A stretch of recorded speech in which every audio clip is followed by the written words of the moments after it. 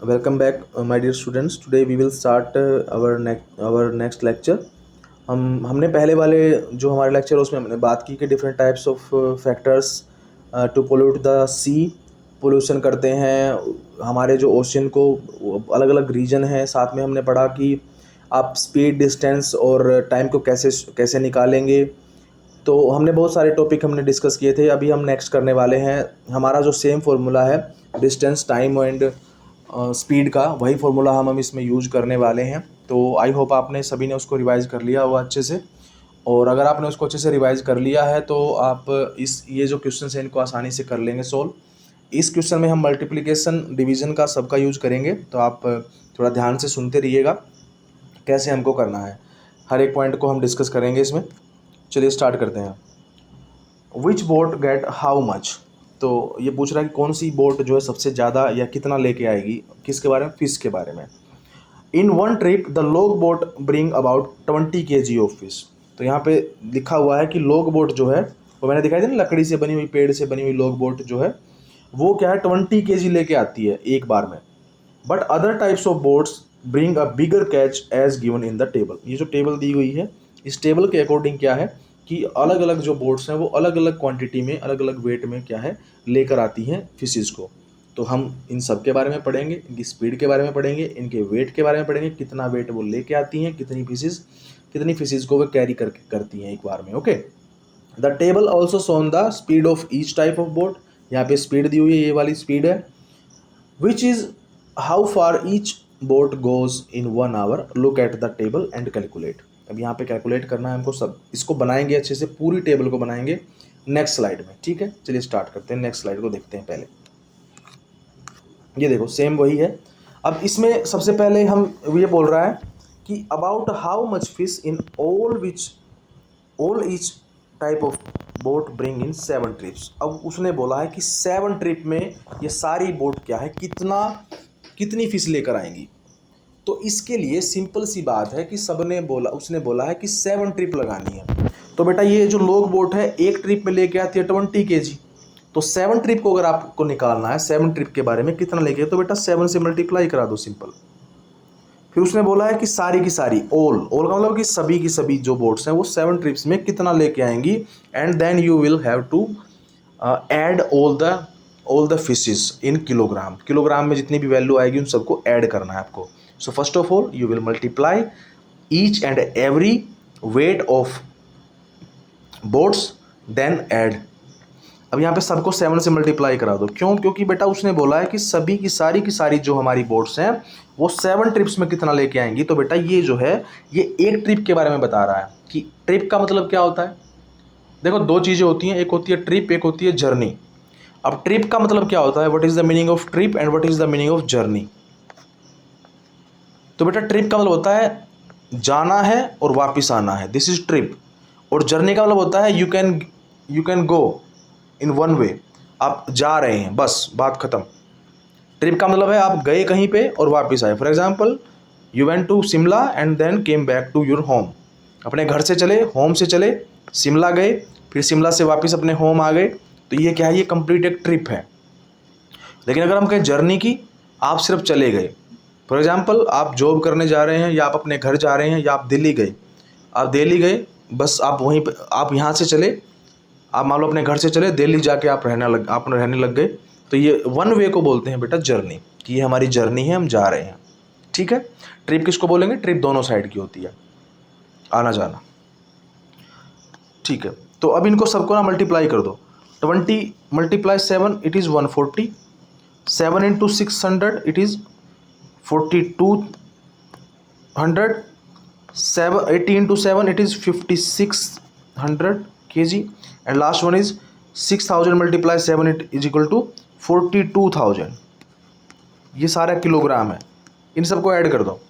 सब अगर जीरो को ऐड करेंगे सब में, तो 0 + 0 क्या हो रहेगा, 0 + 0, 0 + 0 सबका 0। नेक्स्ट हमारा 4 + 0 4, 4 + 0 4, 4 + 0 4, तो आंसर रहेगा 4।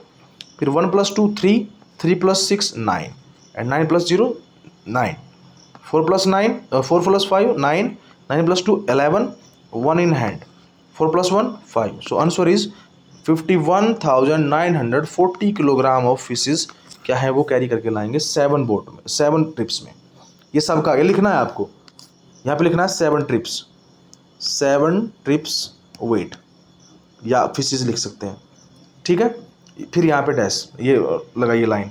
अगला क्वेश्चन कहता है about how for can a motor boat go in 6 hours. एक मोटर बोट जो है वो 6 आवर में कितनी दूर जाएगी। तो आपको अगर उसने बोला है मोटर बोट तो सीधा डायरेक्ट मोटर बोट पे जाइए, बीच में कुछ नहीं छेड़ना है। तो मोटर बोट ये है हमारी, तो 1 आवर में कितना जाती है, 20 किलोमीटर जाती है। तो 6 आवर में कितना जाएगी, सिंपल है भाई, 1 आवर में कितना जाती है, 20 किलोमीटर जाती है, तो 6 आवर में कितना जाएगी, 6 से मल्टीप्लाई करा दो तो कितना आ गया, 120 किलोमीटर, बस simple answer. If a long tail boat has to travel 60 kilometre how long it will take. अगर एक लॉन्ग बोट को 60 किलोमीटर ट्रेवल करना है तो how long will it take का मतलब है टाइम, कि वो कितना टाइम लेगी। अगर एक लॉन्ग बोट टेल है तो लॉन्ग बोट टेल कौन सी है, ये वाली है यहाँ पे सेकंड वाली। अगर इसको जाना है 60 किलोमीटर तो वो कितना टाइम लेगी। तो ये आपने ले लिया होगा, इसका लिख लिया होगा सारा, स्क्रीनशॉट वगैरह ले लो और अभी इसको सोल्व करते हैं।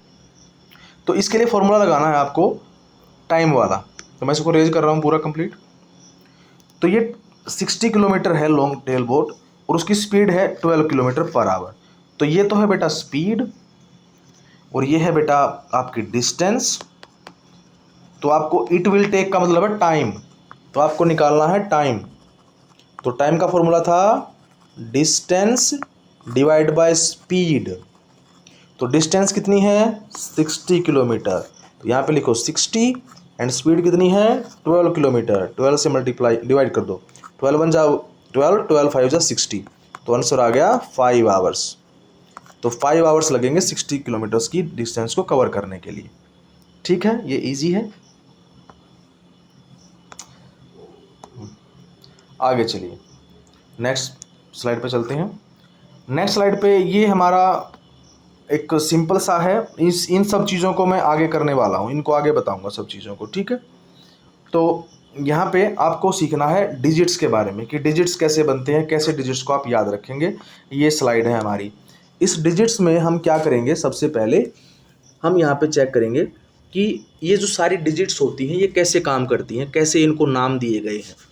तो सबसे पहले जब मान लेते हैं कि अगर आपके सामने रख दिया ये नंबर लिख दिया, तो इसमें आपको डिजिट्स काउंट करने सबसे पहले। तो डिजिट्स का मतलब यहाँ पे है कितने नंबर लिखे हुए हैं अलग अलग। अगर हम बात करें तो ये जैसे हमारा ये 8 लिखा हुआ है तो इस 8 को 1 काउंट करना है। ये 9 लिखा हुआ तो इस 9 को एक और 1 काउंट करना है। तो 1 + 1 कितने डिजिट हो गए, 2 डिजिट हो गए। अब फॉर एग्जाम्पल दिस इज 3 4 5, इसमें कितने डिजिट हैं, इसमें 3 डिजिट्स हैं। कैसे, 1 2 एंड 3। तो ये आपको सबसे पहले यही पता होना चाहिए कि how many digits are there in a number. एक नंबर में कितने डिजिट्स हैं, सबसे पहले तो आपको यही पता होना चाहिए। अगर आपको यही नहीं पता है कि कितने डिजिट्स हैं तो आप उसको सोल्व नहीं कर पाएंगे कि आप कैसे लिखेंगे नंबर को, ठीक है। तो अभी आप मुझे ये बताइए कमेंट में कि इसमें कितने डिजिट हैं, इसमें बताइए कितने हैं और इसमें बताइए कितने हैं, तीनों इसमें दोनों में बताइए और कमेंट करिए इसमें, ठीक है। तो अब इनमें डिजिट पता चल गए सिंपली, ठीक है। तो बताते हैं 1 2 3 4 एंड 5, तो इसमें 5 डिजिट है। अगर बात करें इसमें 1 2 3 4 5 एंड 6, तो इसमें 6 डिजिट है। अब बात करते हैं डिजिट्स का नाम भी होता है। अब ऐसा नहीं होता है कि आपने अगर सिंपल बोल दिया कि भाई ये 9 है, ये 1 डिजिट है, ये 2 डिजिट है, 3rd है, 4th है, 5th है। उनका एक नाम होता है, उनकी एक जगह होती है। For example you are any person whose name is Aryan, और कोई बच्चा है उसका नाम आर्यन है। अब देखो घर पे क्या है, घर पे वो अलग है, उसका जो काम है, उसकी जो भी वैल्यू है, यानी कि घर पे वो अलग रोल प्ले करता है, स्कूल में अलग रोल प्ले करता है। सेम टू सेम यहाँ पे भी होता है बेटा कि दिखने में ये 8 दिख रहा है, दिखने में ये 9 दिख रहा है, बट जब इन दोनों को एक साथ लिखा गया तो ये बन गया 89। तब ये 8 नहीं रहा, ये 89 बन गया। तो यही एक चीज़ है जिसके बारे में हम बात करेंगे कि ये डिजिट्स हैं। तो डिजिट्स के बारे में चलिए स्टार्ट करते हैं कैसे करना है। तो डिजिट्स में अगर हम बात करें सबसे पहले राइट साइड से स्टार्ट करते हैं। तो राइट साइड से जब आप स्टार्ट करते हैं तो राइट साइड में सबसे पहला जो यूनिट डिजिट होता है उसको बोलते हैं वंस या यूनिट।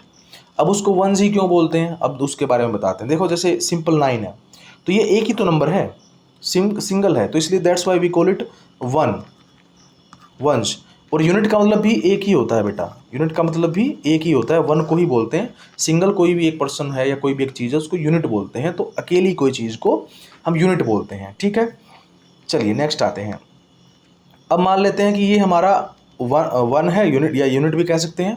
उसके बाद आता है, सॉरी यहाँ पे मिस्टेक हो गई है, ये हमारा यहाँ पे आएगा 10th आएगा यहाँ पे, ठीक है। तो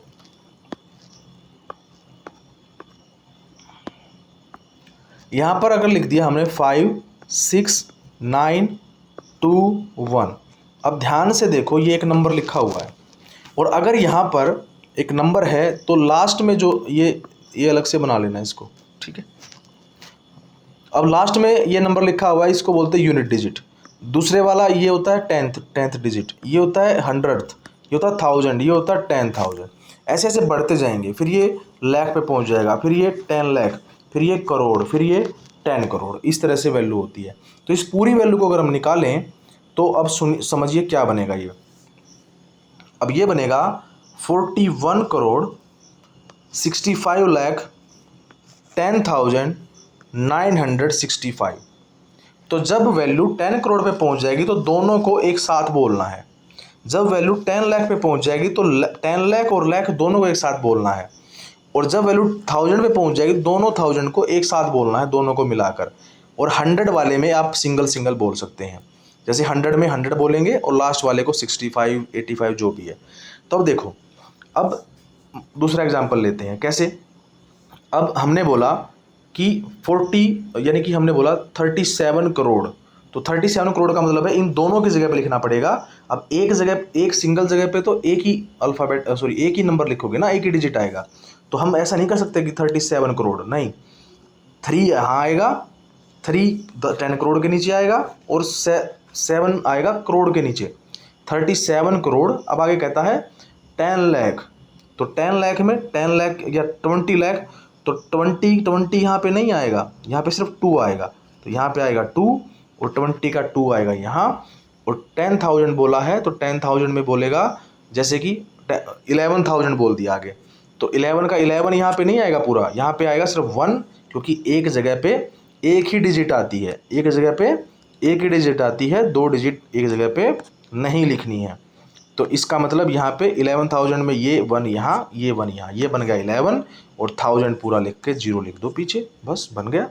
ये 37 करोड़ 20 लाख 11,000। इसमें कुछ 11,000 कुछ और होता, मान लो 123 होता तो लिख देते 123, नो इशू, ठीक है। तो इस तरह से क्या करना है, आपको नंबर को बनाना है। चलिए ये सारे हो गए हैं, ये इसी में है कि आपने करोड़ के बारे में सुना है, आपने लाख के बारे में सुना है, 100 लाख क्या होता है, 1 करोड़ के इक्वल होता है, तो ये चीज़ें हैं। अब इसमें चलिए वापस इसमें थोड़ा बता देते हैं आपको। अब यहाँ पर जो आपका 10 लाख होता है, यानी कि यहाँ पे आके क्या हो जाता है, आपका 100 लाख हो जाता है। तो 100 लाख जब पूरे हो जाते हैं तो बेटा वो बन जाते हैं 1 करोड़।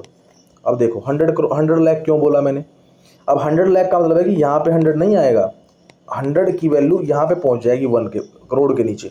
अब यहाँ पे लिखो 100 लाख बोला है तो बाकी सारी की सारी क्या हो जाएंगी, 0 हो जाएगी। यहाँ पे 10 था, इसको याद रखेंगे, ये बाय मिस्टेक भूल गया हूँ मैं, टाइप नहीं हो पाया ये, तो ये पूरा का पूरा, ठीक है। तो काउंटिंग करेंगे कितनी जीरोज उसके पीछे लिखी हुई हैं। ओके, इस तरह से आप क्वेश्चंस को अटेम्प्ट करेंगे। ये फिश मार्केट के बारे में है। फिश मार्केट जहाँ पे फिश को बेचा जाता है, that is called fish market, and you can see there are many womens are there and they are selling fishes and different types of fishes are there. अलग अलग तरह की फिशेस हैं यहाँ पे, ठीक है। इसको फिश मार्केट भी कहते हैं। ये नॉर्मल चीज़ें हैं, इसमें ज़्यादा कुछ है नहीं।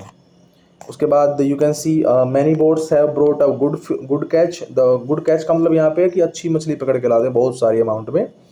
Fisher women are shouting out their price to the buyers. Buyers है यहाँ पे, वो क्या करती हैं, वो बेचती हैं सामान को, तो वो सामान को बेचती हैं। तो यहाँ पे हम ये क्वेश्चन है वो करने वाले हैं, इसमें देखिए ध्यान से। मिनी, अब मिनी कोई है यहाँ पे, उसके पास है, वो सरडाइन बेच रही है 40 रुपीज़ पर केजी, ठीक है। ग्रेसी जो है वो बेच रही है sword fish 60 rupees per KG. फ्लोरमा बेच रही है prawn 150 rupees per KG. क्रूथमा cell squid, वो स्क्विड बेच रही है। यहाँ पे ध्यान रखिएगा कि कौन कौन कौन सी मछली बेच रहा है और किस रेट पे बेच रहा है।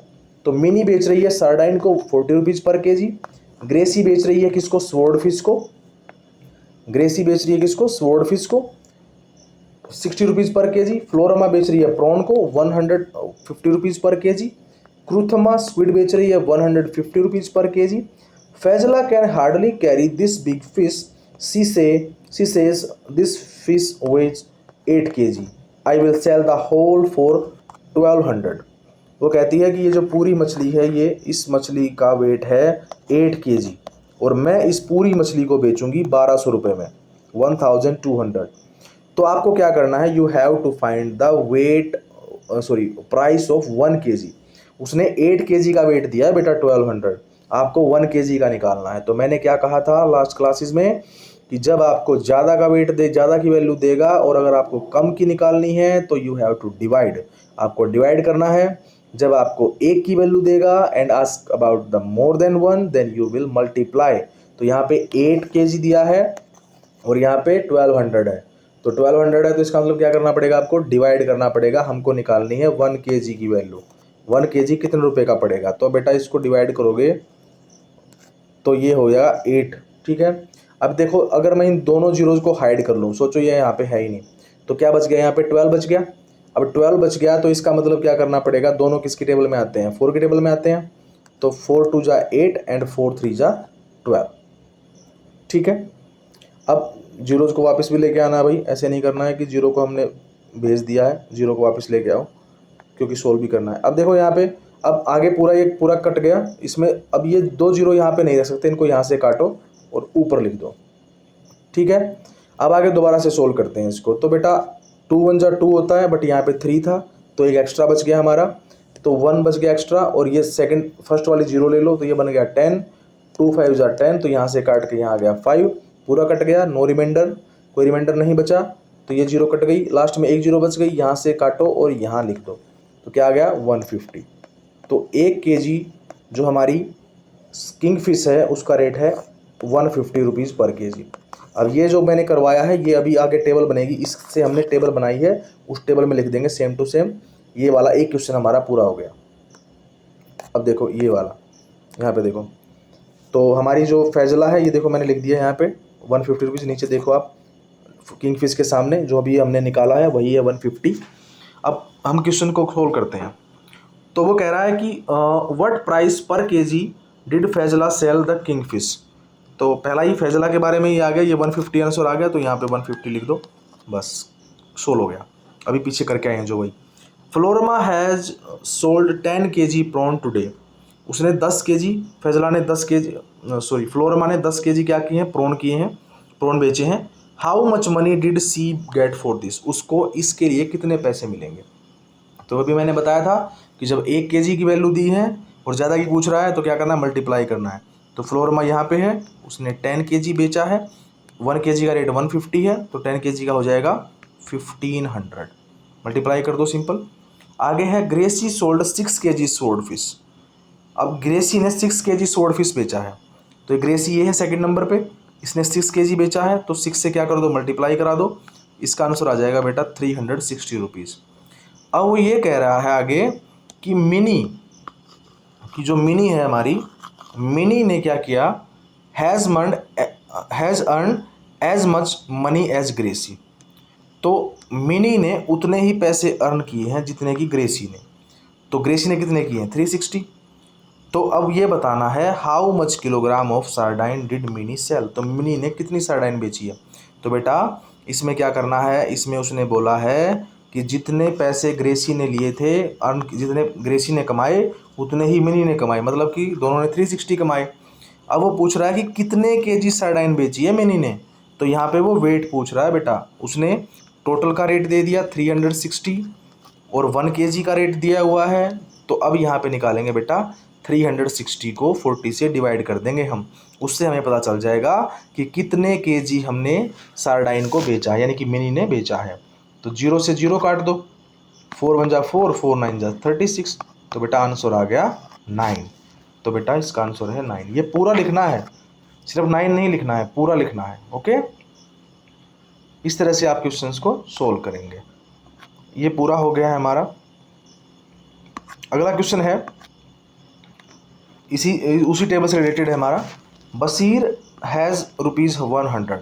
बशीर के पास एक 100 रुपीज़ हैं। He spend 1/4 of the money to squid, यानी कि 100 का 1/4। तो बेटा जब 100 का 1/4 करते हैं ना, तो 1/4 ऑफ 100 का मतलब है, ऑफ का मतलब होता है मल्टीप्लाई, और 1/4 का मतलब होता है 1/4। ठीक है, तो ध्यान से हर एक क्वेश्चन का जो लॉजिक है, जो स्टेटमेंट में ही होता है कंसेप्ट, कैसे करना है। तो यहाँ पे देखेंगे अगर आप, तो यहाँ देखो, यहाँ पे लिखा 1/4 ऑफ 100, तो 1/4 का मतलब 1/4 ऑफ 100 का 1/4। तो बेटा डिवाइड कर दो, 4 1 जा 4, 4 2 जा 8, बट यहाँ पे तो 10 काटा है हमने, तो बच गया 2 एक्स्ट्रा, तो 2 एक्स्ट्रा बच गया, पीछे वाली 0 यूज कर लो, बन गया 20। तो 4 के टेबल में 20 किस प्लेस पे आता है, 5 प्लेस पे, 4 5 जा 20, यहाँ से 0 काटो, यहाँ पे 25। तो बेटा उसने जो है स्क्विड पे खर्च किया है 25 रुपीज़। ठीक है, ये निकल गया। एंड अनदर 3/4 ऑफ प्रॉन, और बाकी का जो 3/4 है वो उसने यूज किया है प्रॉन के लिए। प्रॉन खरीदे उसने, झींगे जिसको बोलते हैं, वो खरीदे। तो बेटा बाकी के जो पैसे बच गए, अगर हम 100 में से माइनस करें 25 को, तो बेटा 75 आंसर आता है ना हमारा। तो बेटा बाकी के ये पैसे उसने यूज़ किए स्क्विड के लिए, और ये किए बेटा 75 रुपीज़ उसने यूज़ किए प्रॉन्स के लिए।